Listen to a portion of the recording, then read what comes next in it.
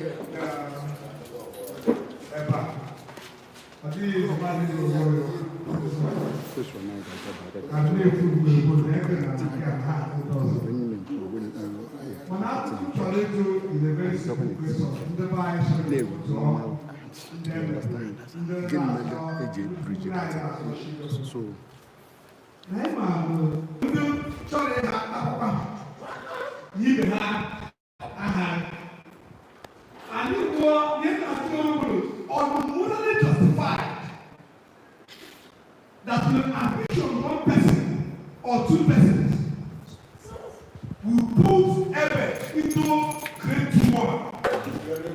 The inevitable after today or after giving we should say a wrong president for our children who are coming. So the end is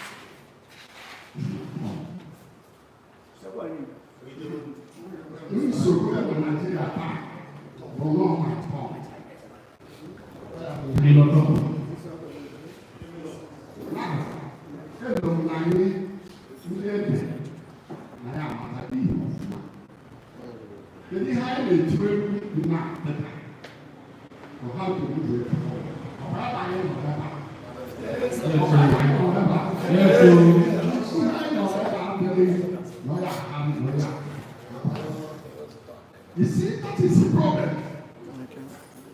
Why you people who do not attack the generation or make a map of two and that was one. You went okay, and when it came in working for now what family? You know something that will walk out when you can walk out. They wish you didn't have it. That is not true. I can need to.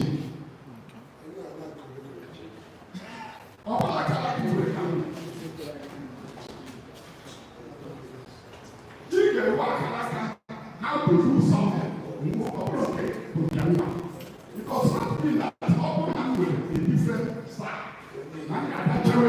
If you don't do this, you don't do it. Look at what he's doing. I have an example everything.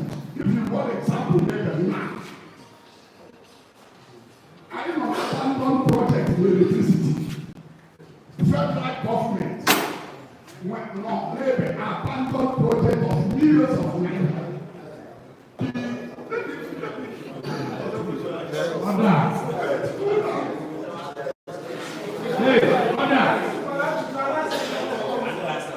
We are listening.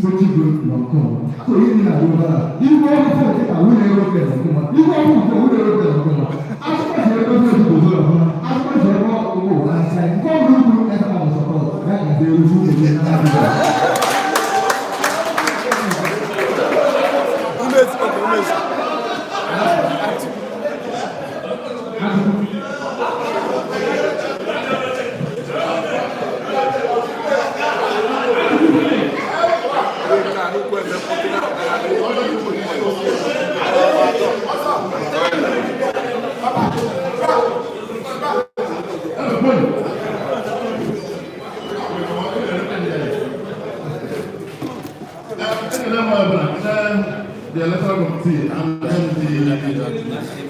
the contestants. Mana, I will ask them. We feel high to the reputation within the electoral committee. Where now am I heading in this contest?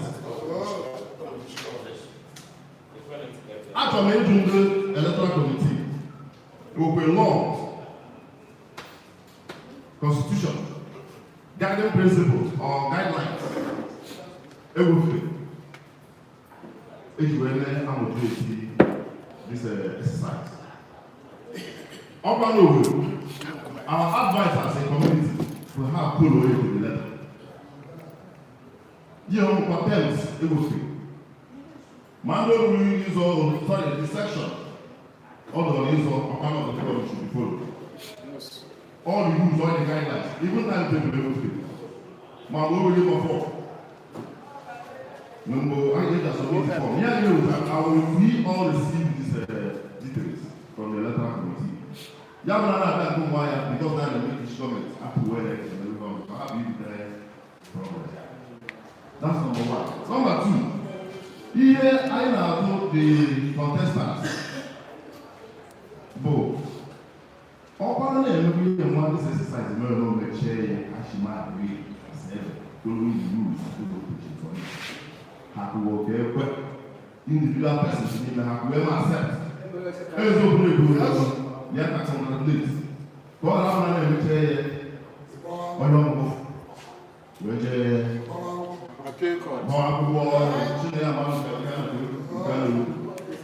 they are in the progress as a community. So let them give us assurance.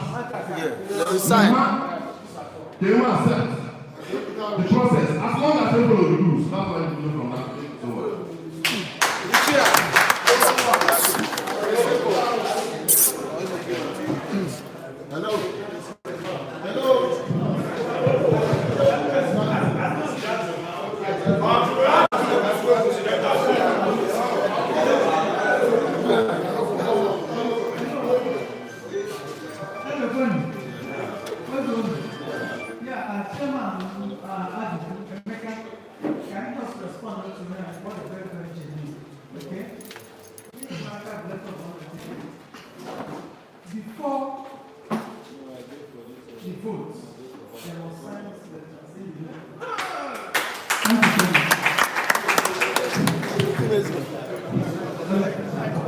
Thank you very much. Hello, Mexican. We are still answering his question. We want to show you the rules the Indian set. We are going to follow you to the letter. Strictly. Now, wait. Constitutionally, yeah? Now, I want to let us know this because I have received so many calls. Deadline, how about the contestants? I will let you. These contestants, they approached us with a sort of we told them that the deadline is not good. Therefore, we shouldn't issue the form again. Then, they went back. Probably they didn't call to the person who made the payment. I said, no, that this payment was made before the deadline. They came back to us that this payment was made before the deadline. When I say, if you have made this payment before the deadline, produce evidence that you have made this payment before the deadline. But the bank never transaction receipt. And this transaction receipt bears date of the transaction, bears the name of the sender and the beneficiary. And the amount. So, said it should go and produce it. They went home, lo and behold, they produced it, that this payment was made before the deadline. Then we have no reason again to withhold the form from them. I said, it is the truth.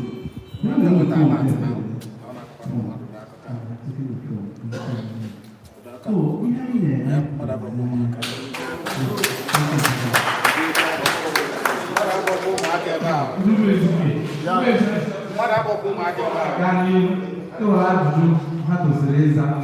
in terms of court cases, so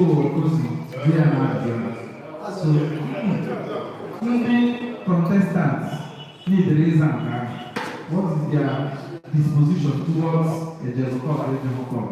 Some of those individual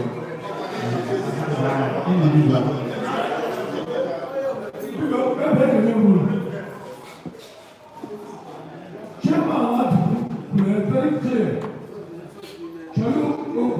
Somewhere by listening to the paper that will settle that. At the same time, he mentioned as far as we are following our constitution, the constitution is still. No, only can get you one, no, it's a my contention, the reason I came in, but actually, you can't get you over here. The teacher was, because people I've seen a lot for 6 to 7 years. Does not keep the teaching. All I can do as far as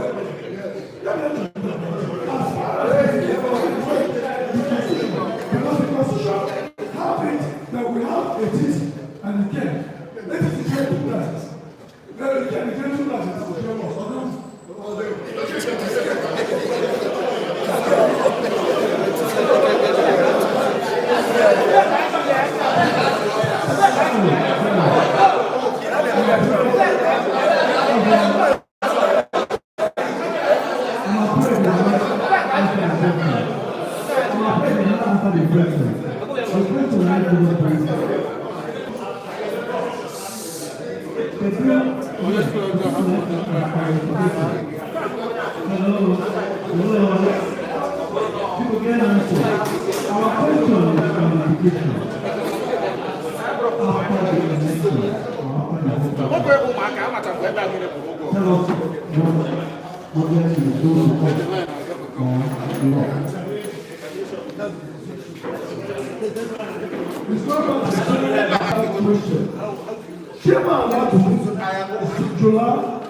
very constructive. Also, as far as I follow everything in the constitution, even when we hold the constitution, but no, you can get you back, the teacher.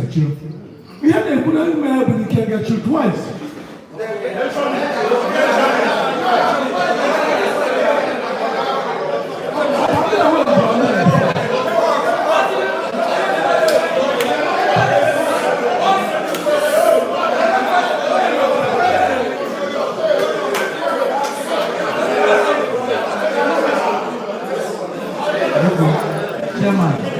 Calm down.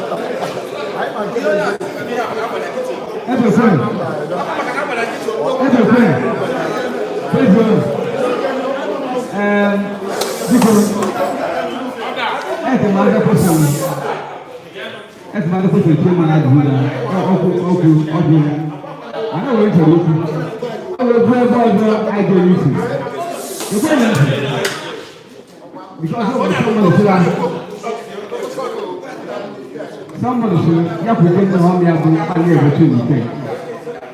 actually, I come and branch in the king. But I want to answer it because you will go about that. The same person.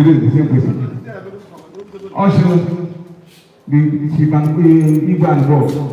No boy, actually, Matthias had boy.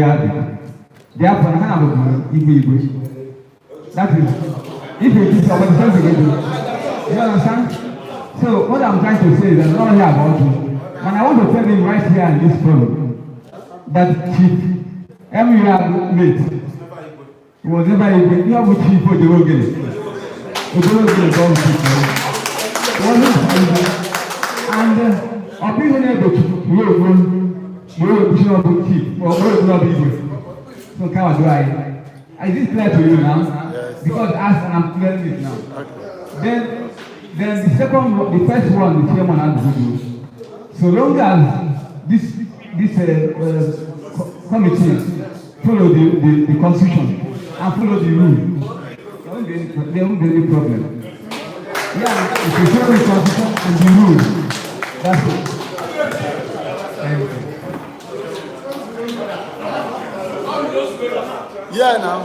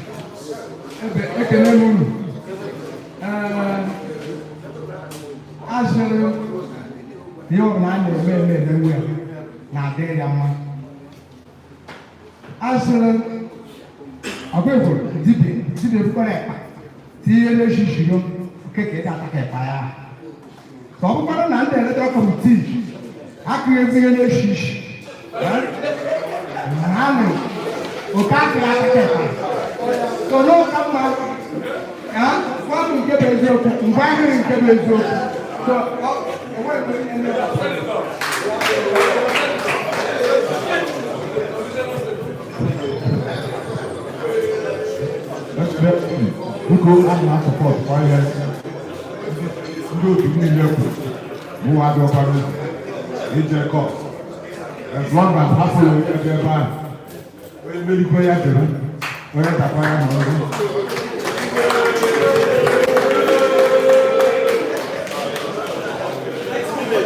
Aywa, hello.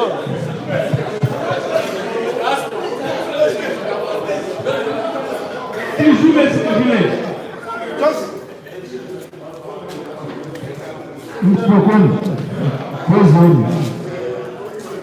ndị mmezi kwesịrị eme jụọ ajụjụ anyị bara mkpe. Ajụjụ anyị bara mkpe. Nke mbụ na-edebe ebe ndị electoral committee nọ. Anyị soro ma anyị tetee na-adị ihe ọchị abịaghị akpụtawa ọhụụ. Ndị eke na-ekpụtacha ọhụụ gawa anyị si na-ekpụtachakwa ọhụụ ihe ọchị na ọhụụ ahụ ịkpụtara na-eregide ya. Mgbe ka e mere mmewe ihe a na-eme taata na-eme screening wepụ ndị dị qualified ndị na-adịghị qualified. Ya bụ our first question. Nke abụọ bụ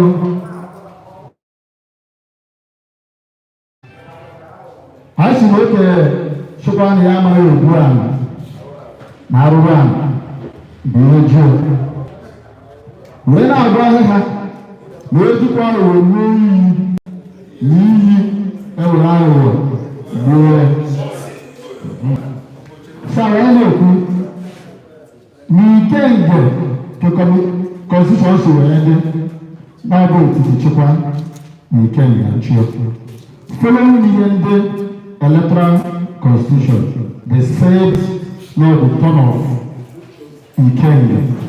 So anyị na-ekwu ka a sị n'ọbụ turn of Ikenge na onye na-abụghị onye Ikenge wee nwokedo ime na ọkwa na anyị na-efere ihe electoral committee kwuru ga-eze na then abịakwa na Ikenge na-ewere Ikenge folu na ụgbụrụ mere gburu ori ebe ọsa Chinedu ihe tigbure onye jikwenye maka na ya vụchiri akwa wee narị ya nwatakịrị jụụ.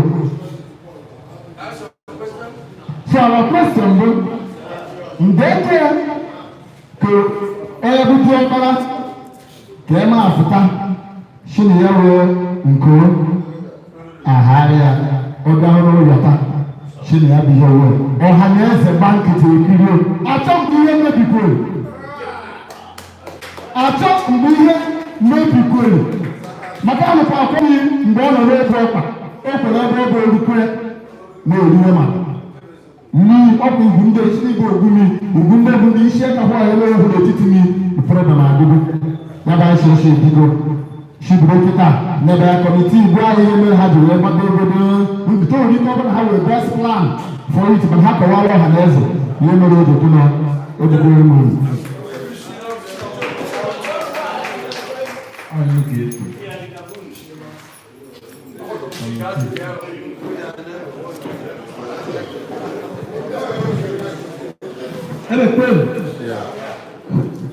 Oya dula adudu. That's a name of mine. I be doing it. I do the very young. Now, away by much on. I is Buru Bakap can I present at this event? I should package. Now, here was some here I met today. I am the pastor, the that. So by tomorrow or next, which is Monday 8th, I got published this screen out and this screen in. So we get the one. Thank you very much.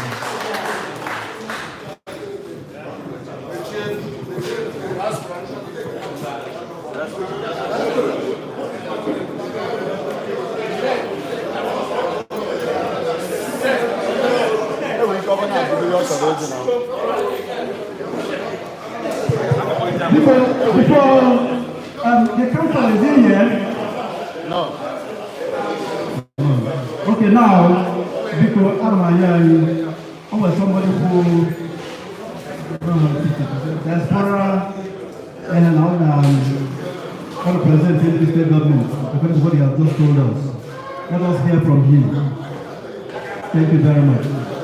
Tell us your name and the organization or what is representing.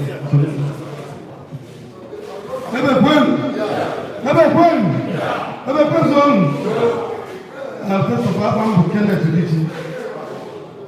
I'm normal. In Austria. I'm first president general of the Europe. I'm first president general in Europe. I'm now the president in the state diaspora division. Now, president. I work in Hungary. Any government that comes in, regardless of the party. I have every right to make my own comments. Even when the government does not do it right, I can go to press. It does not agree with me. First of all, it's a wonderful thing I never thought. It's a wonderful thing I never thought. All I see with on the very clear. When I only want to. And I'm so happy that the diaspora has done Rome was there. That's the beauty of it. Nobody was left behind. Ultimately, the mindset. No matter how you want this man to win, if God does not want him to win, it's going nowhere. But what is important to have that faith, it's not brotherly love, to accept wherever I imagine. Igwe left a very big shoe for us. And we must walk that corner in the spirit of love. To fill it up. It's only God that can fill it for us.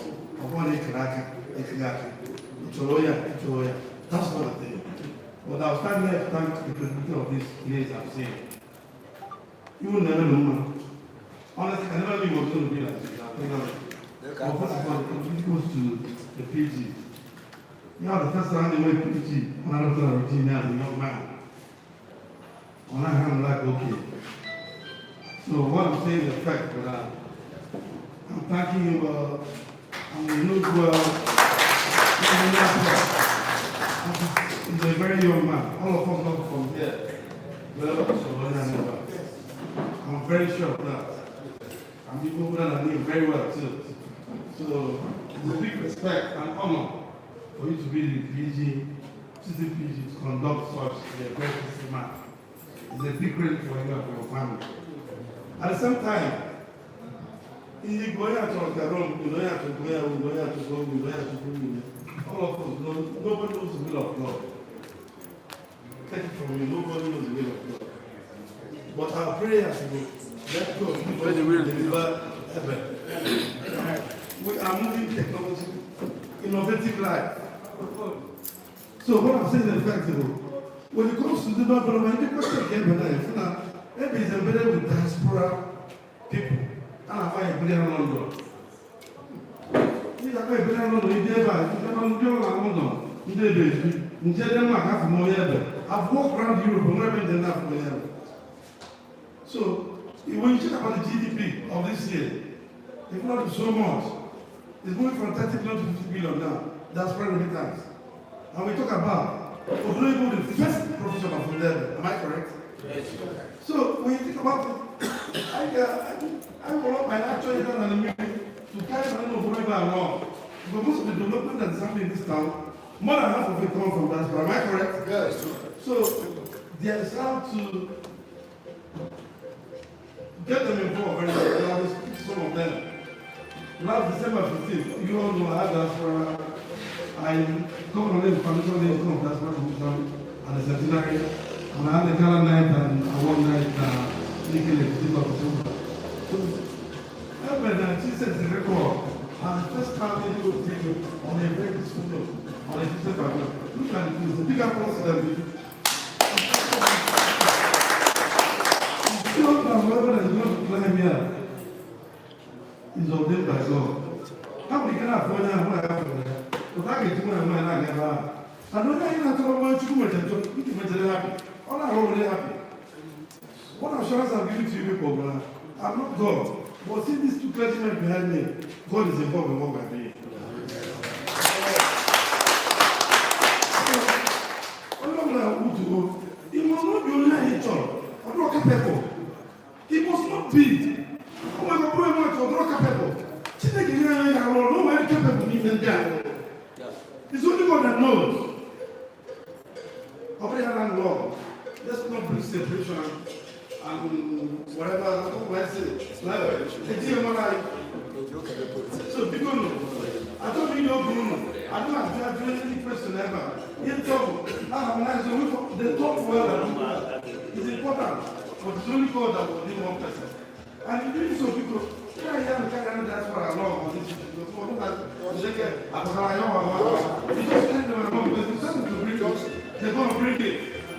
You must say, I'm not so good. I know what they're saying. Give me half of it now. But this is time to carry them along. About 50 what people may have to have. No. You are doing a wonderful job. It's not for the PG to spread it out. How can I say with them, man? You report it to them directly. So if you do that reporter, then you have another reporter. That's how kind of my work. Leadership is everybody, not one person. So because I'm not see the community, but let me capable to run the ball. Now I'm going to go to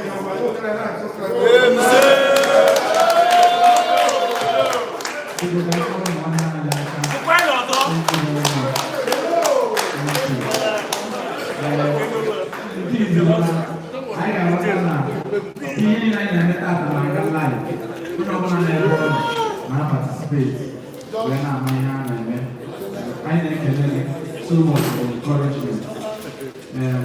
I have just listened to the I can remember my comprehension and very last instruction and you can say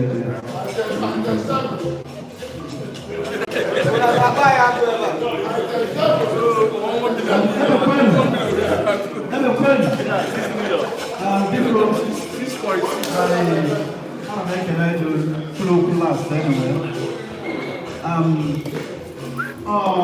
For the interest of our people in the diaspora, I decided to stream this thing online. Participate, you're not behind them. Because we want to carry them along. But we can still improve. We can still improve. Now, they can along, we had a further. Like I said before, however much home, all good there, really heavy as life. So, people, now, as we do on the lab, I can have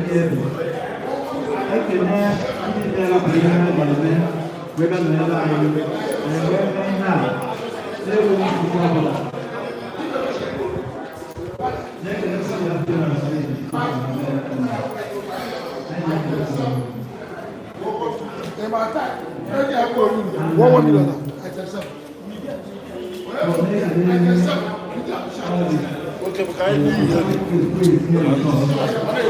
He was here earlier. On earlier than most of all. It's still very early. Rapid had the opposite email. Even other places opposite email. Where can I line that? Also because the back his own constituency. Ebe the one man or the young man. And PG. That is why he has left everything over to be here with us. So we thank you very much. That will give him opportunity to serve all of the things. Yes, thank you very much. Okay. Look up.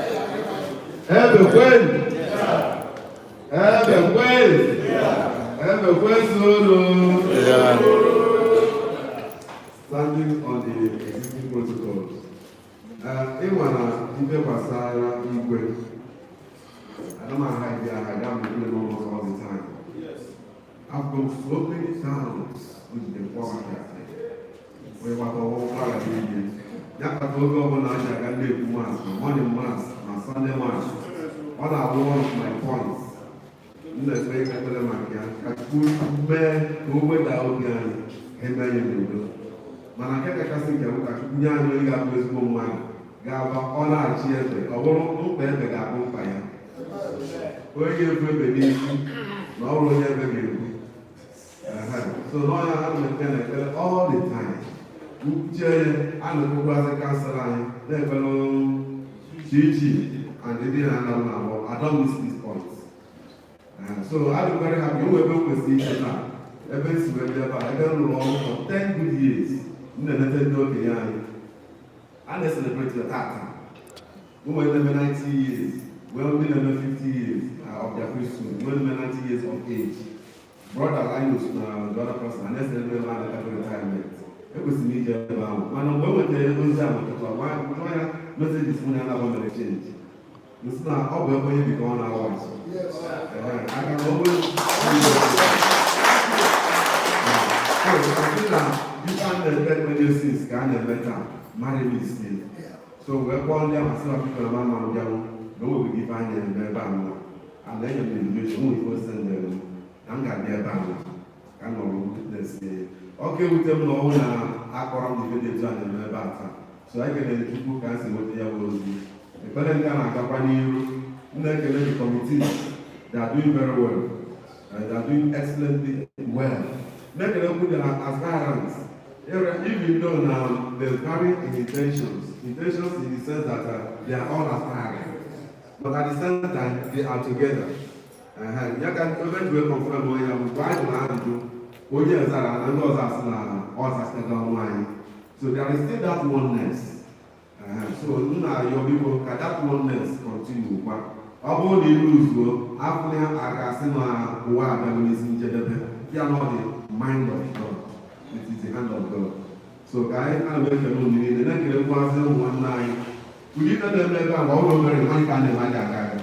I am willing to I am only Aka, I am Bamba, I am the good sleeper and the non I did an here. The wages the Aka and that this direction will put a pointer to the committee. However, do very careful, organize and so on is where so I'm going to let us go on the look. As the look on I am on it. So I appreciate that all good. Let me PG and note here. If I want to put that friend open, and also I want to know you bring around your phone when everything around them. So all I know no matter Jesus Christ. I'm on level as I'm now. When you have a count, so all the level much for the moment.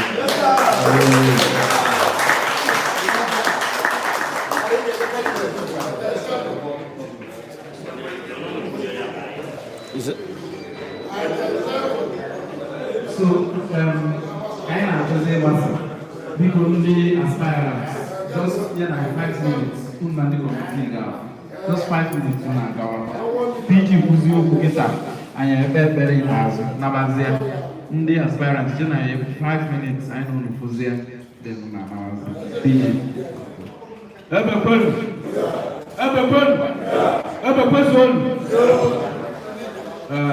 Honorable Asano. The Secretary of the Representative Assembly, the village chairman here present, and members of assembly. The electoral committee,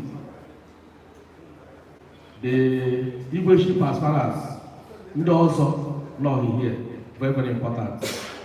The Reverend Fathers, they can do I'm making all your open up your about today. Did you ever put it here? Ganaya, who did acquire for the first time? And then he will. All your born at the whole world, and I watch you had a letter at the right time, at the same time. That you know why. One of the as far as for the Palobe, when I buy you, and I will tell you. We have been able to buy water, no one go to Chita. Yabu the one for Okonade, Millionade, no one go to Chita. We have a pastor, not English Ebe Park. We are our sentiment to have made the Wenaka. He actually you could not be on as far as Bicol. He also get a melon pepper. He opened the talk of the talk of Alunu, man. Individually, collectively, can make a obey for the interest of this community. Ebe Mapa for this community, and Chineke and Kasabe Beras. Oye Chipani are love. Need a rich people, need a mechanic, you get a man cause. Get on that, Makio, how will people I ever? He made a become a man because not actually making it okay, Bobo Cast. Urupa, or men of it. Oh yeah, every people that are in it to grab. People in our you, but all who are shot or gaga. Who's not gonna chance or gonna chance. Today, I'm a PG. I'm a PG dab. I go now. You will get very PG tap. Always chicken that ball. All your say, I'm going to put no child. You will teach you to go to all the ability to open a chicken natural good. Here no Libra, Makina Libra, no look at me. Chineke na Shin, German against the electoral committee is Yoba Habapaluna. May I obey for the interest of the community. Because out of my you should. Now, she will not be a leper. Chineke na goes to the leader. Or you're not a leper for the interest of family. Can they open this electoral committee? Time to go how to be with the young guy, how to fair, very fair. Mbakulu mboke mwana ago obugo obele mbo amara ha no wana elege na ago mbo you can never be most ime here for God ihe mabele mebe no ma de no ma ire be for God you want to check na ga go to the na ha Jesus Christ boy why call on the aka. Thank you very much. N'ikpeazụ ka anyị na-ekene mmadụ niile na-arụzi onwe anyị na-etinye n'aka Chineke ka anyị bụrụ ọkụ. N'afa Nna na Nwa na Mmụọ Nsọ. We are saying thank you, Jesus.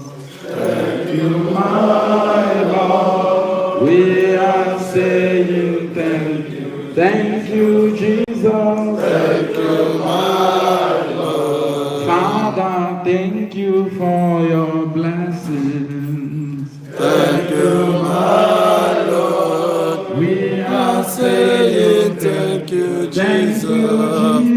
Thank you, my Lord. Our help is in the name of the Lord.